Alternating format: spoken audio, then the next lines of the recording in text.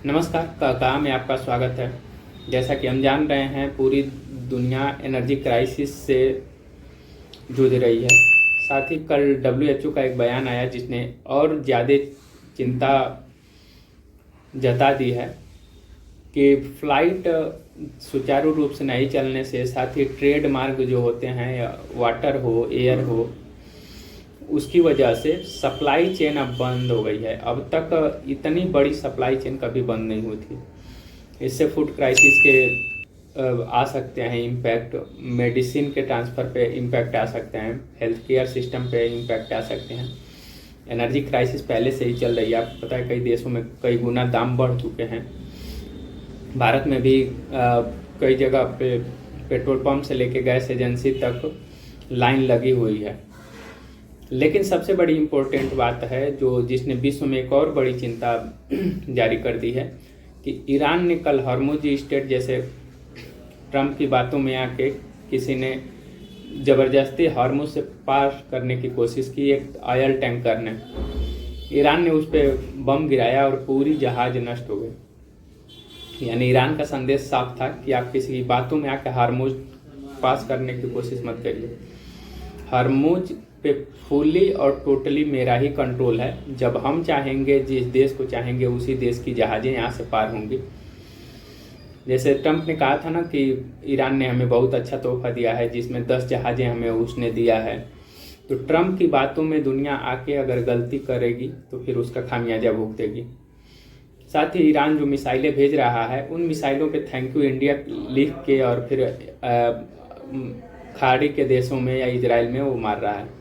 यानी उसका संदेश एक तरीके से साफ दिखा रहा है कि जो हमारा दोस्त है, हमारे साथ खड़ा है, हम उसके साथ हैं। लेकिन जिस कंट्री से हमारे देश पे हमला किया जा रहा है, हम उसके विरोध में हैं और उसके लिए हम घातक होंगे। उसने मिडिल ईस्ट के कंट्रियों को कहा है कि यूएसए से जो अगर सैनिक आ रहे हैं और आपने होटलों में उनको रुकवाया तो मेरी जिम्मेदारी नहीं, वो होटल तबाह होंगे, हम वहाँ मिसाइलें दागेंगे। साथ ही वहाँ के लोगों को कहा है कि जहाँ भी यूएसए के सैनिक आए, आप उनसे दूरी बना के रखें, उनसे दूर रखिए। इजराइल के जो आईडीएफ प्रवक्ता हैं, वहाँ के एक अधिकारी ने ये बयान देके और ज़्यादा हलचल मचा दिया है कि इजराइल में जो है सैनिक तनाव से जूझ रहे हैं। हाल ही में एक सैनिक ने आत्महत्या की है और साथ ही 15,000 सैनिकों की कमी है। यानी इजराइल लगातार कई साल से युद्ध लड़ रहा है। आपको पता है कि वहाँ पे कितना ज़्यादा कम लोग हैं, उसके बावजूद भी वो लगातार युद्ध छेड़ रहा है। और अभी तक ऐसी कंट्री उससे मिली नहीं थी कि जिसके पास ऐसे क्लस्टर बम हो। उसके जो एयर डिफेंस सिस्टम है वो भी अब ख़त्म होते हुए नज़र आ रहे हैं, क्योंकि ईरान अब क्लस्टर बम गिरा रहा है कि एक बम में कई बम गिरते हैं। उसने ये भी कहा कि अगर जल्दी सैनिक नहीं भर्ती किए जाते हैं तो फिर आने वाला समय बहुत मुश्किल भरा होगा। वो कहना क्या चाहता था ये कह के, दुनिया के सामने इस बात को क्यों कहना चाहता था, मीटिंग में क्यों नहीं ये बात हुई? इसका साफ संदेश था अमेरिका पे दबाव बनाना कि अमेरिका जल्दी से जल्दी कोई निर्णय ले, क्योंकि अमेरिका जब निर्णय लेगा तो परमाणु बम गिराने का भी हैसियत रखता है। तो उसका यही था कि अमेरिका जल्दी से जल्दी कोई निर्णय ले, नहीं तो इजराइल ख़त्म होने वाला है। हाँ, वो मानसिक दबाव बना रहा है अमेरिका पे, और अमेरिका भी मानसिक दबाव बना रहा है ईरान पे। वो पूरी दुनिया से गेम खेल रहा है कि लोगों को ये ना लगे। पहले कहा कि हम युद्ध में जीत गए, फिर तो उसने कहा कि नहीं ये युद्ध नहीं है, ये सैनिक कार्रवाई है। अब अमेरिका में भी ट्रंप के खिलाफ बयानबाजी होने लगे हैं, इजराइल में नेतन्याहू के खिलाफ बयानबाजी होने लगे हैं। क्योंकि जब, और साथ ही ये भी न्यूज आ रही है कि ये 5 दिन के लिए और पावर प्लांट पे हमले रोक दिया है। उसके बावजूद भी तेहरान में अमेरिका के फाइटर प्लेन उड़ रहे हैं और जगह जगह बमबारी कर रहे हैं। इस चीज़ों से आपको क्या समझ में आता है? दुनिया को मैनिपुलेट करना, यानी वास्तविक स्थिति न बता के एक गोलमोल जवाब देना, जिससे दुनिया समझेगा युद्ध नहीं है, पैनिक क्रिएट ना हो। जैसे हमारी सरकार कह रही है ना कि नहीं पर्याप्त गैस है, पर्याप्त पेट्रोल पंप पे तेल है, लेकिन लोग जा रहे हैं तो तेल नहीं मिल रहा है। क्यों? क्योंकि जिनके पास पैसे हैं वो बड़े भगोने में डबले में उठा के लेके तेल चले जा रहे हैं। जिनको 5 लीटर की ज़रूरत है वो 10 लीटर लेके जा रहे हैं, जिसको 10 लीटर की ज़रूरत है वो भी, क्योंकि उनको डर हो गया है। जो अब सिचुएशन दिखने लगी है विश्व में कि हम जितना है उतना इकट्ठा कर लें। इस पे जैसे सरकार जो मॉनिटर करती है, सरकार की एक अल्टरनेटिव एक कमेटी होती है जो डिसाइड करती है। जब सरकार को ये बात पता चली, हमारे यहाँ राय इतना कमज़ोर थोड़ी है, जो खुफिया एजेंसी है वो उसको 1.5-2 महीना पहले पता होगा कि पूरी दुनिया का जो शेयर था कि श्योर था कि अमेरिका जो है ईरान पे हमला करेगा ही करेगा, क्योंकि उसको ये बात पता थी कि हमको अब तेल चाहिए और तेल पे वो कंट्रोल कर रहा है।